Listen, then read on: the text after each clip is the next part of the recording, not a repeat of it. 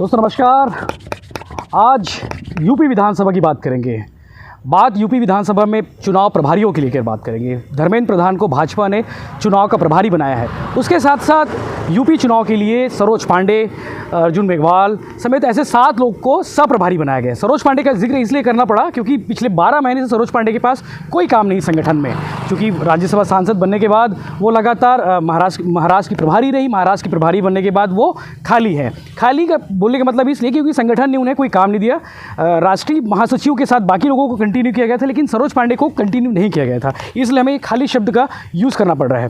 तो आज भाजपा की ओर से एक लिस्ट आई, अरुण सिंह महासचिव की ने जारी किया, सह-प्रभारी और एक प्रभारी जिनके नेतृत्व में पूरा यूपी चुनाव लड़ा जाएगा। तो आज हमने सरोज पांडे से बात की। सरोज पांडे से पूछा कि ये चुनाव किस रणनीति के तहत कैसे लड़ेंगे और क्या चेहरा होगा सीएम का। यूपी की सह-प्रभारी बनते ही सरोज पांडे का राजनीतिक करियर भी बदल जाता है। बदलने की बात इसलिए कह रहा हूँ क्योंकि 2022 में यूपी का चुनाव है। यूपी इलेक्शन अगर ठीक ठाक हो जाता है तो आने वाले 2023 पे छत्तीसगढ़ का विधानसभा चुनाव है, उस पर काफ़ी फर्क पड़ेगा। 2023 का जो चुनाव है उस पर एक चर्चा आम है कि 2023 का चुनाव विधानसभा दुर्ग से सरोज पांडे लड़ना चाहती है। ये बातचीत, ये चर्चा जो है ये सभी राजनीतिक और प्रशासनिक हलके में है क्योंकि सरोज पांडे की सक्रियता दुर्ग शहर में बढ़ गई है।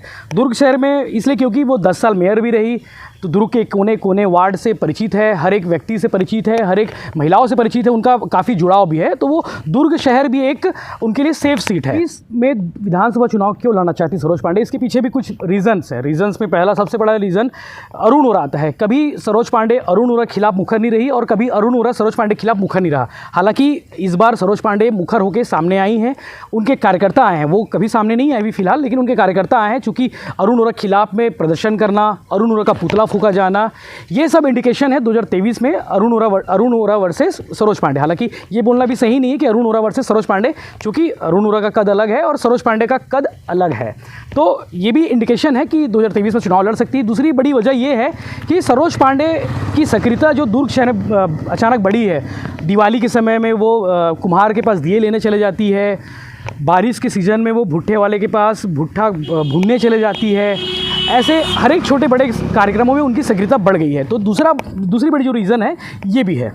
तीसरी बड़ी वजह चुनाव लड़ने की सरोज पांडे की वो ये है कि राज्यसभा का कार्यकाल 2024 में खत्म हो रहा है। 2018 में निर्वाचन होकर राज्यसभा पहुंची है और 2024 में उसका कार्यकाल खत्म हो रहा है। तो उसके बाद क्या, तो उसके बाद विधानसभा के पैरेलल वो जा सकती है सदन में। तो 2023 का चुनाव वो लड़ने के इच्छुक है। वो खुल के नहीं कहती, लेकिन उनकी बातों से, उनके हाव भाव से ये जरूर महसूस हो रहा है कि आने वाले समय में विधानसभा चुनाव में दुर्ग शहर की वो प्रत्याशी हो सकती है। चौथी बड़ी वजह एक सर्वे रिपोर्ट की। सर्वे रिपोर्ट वो जो भाजपा और आरएसएस ने एक समय में कराया था, ये पता करने के लिए कराया था कि सरोज पांडे के लिए सबसे सेफ सीट कौन सी होती है। तो सबसे सेफ सीट दुर्ग शहर आया था।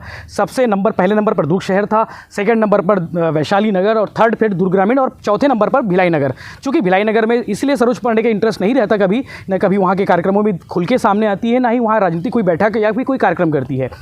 वैशाली नगर का जिक्र इसलिए क्योंकि वैशाली नगर से एक बार वो विधायक रह चुकी है। दुर्ग ग्रामीण इसलिए क्योंकि रिसाली उनका गृह निवास है। तो ये भी एक रीज़न है कि दुर्ग ग्रामीण से भी वो चुनाव लड़ सकती है आने वाले समय में। लेकिन फर्स्ट प्रायोरिटी पार्टी और आरएसएस ने सर्वे रिपोर्ट में भी दुर्ग शहर को ही दिया था। तो इस तरह हम कह सकते हैं कि आने वाला सिनारियो, आज यूपी जो सह प्रभारी बनाई गई हैं उसके साथ ही सरोज पांडे के साथ साथ छत्तीसगढ़ की राजनीति की भी सिनारियो एक बदल जाता है। यूपी विधानसभा चुनाव सह प्रभारी बनाए जाने के बाद जब हमने बात की तो आप सुनिए सरोज पांडे ने क्या कुछ कहा। संगठन ने 2 साल बाद आपको कोई काम दिया है, कैसा लग रहा है? भाजपा संगठन ने हमेशा ही काम दिया है। मुझे नहीं लगता कि मुझे कभी मैं खाली रही। 2022 का विधानसभा चुनाव है यूपी का, आपको सह प्रभारी बनाकर भेजा जा रहा है। कितनी आश्वस्त है कि चुनाव जीतने वाले? पूरी तौर पर भारतीय जनता पार्टी ने मजबूती से काम किया है और वहाँ के विकास को लेकर जनता जागरूक भी है। हमारे पास मजबूत नेतृत्व भी है और मजबूत नेतृत्व के साथ में हमारे देश के प्रधानमंत्री जी का नेतृत्व है। उनकी लोकसभा उस क्षेत्र में आती है, तो हम विकास के मुद्दे को लेकर जनता के बीच जाएंगे। ये भी कहा जा रहा है कि ब्राह्मण को साधने के लिए आपको भेजा जा रहा है।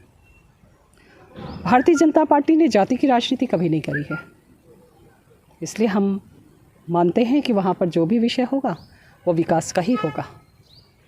चेहरा किसका मानते हैं आने वाले समय में? जिस तरीके से योगी जी वहाँ के मुख्यमंत्री हैं, तो किसका चेहरा रहेगा वहाँ? निश्चित तौर पर जो भी वर्तमान में है हम उनके ही नेतृत्व में चुनाव के मैदान में होंगे। तो आज हमने चर्चा की सरोज पांडे के राजनीतिक कैरियर और उसके आज सह प्रभारी बनाए जाने के पर, लेकिन आने वाले समय में हम इस तरह बाकी और भी लीडर्स हैं उनके बारे में बात करते रहेंगे। देखना ना भूले भिलाई टाइम्स। अगर आपने सब्सक्राइब नहीं किया है तो अभी कर ले, आपके बेल आइकन को भी दबा ले ताकि आप अपडेट रहे पल पल की खबरों से।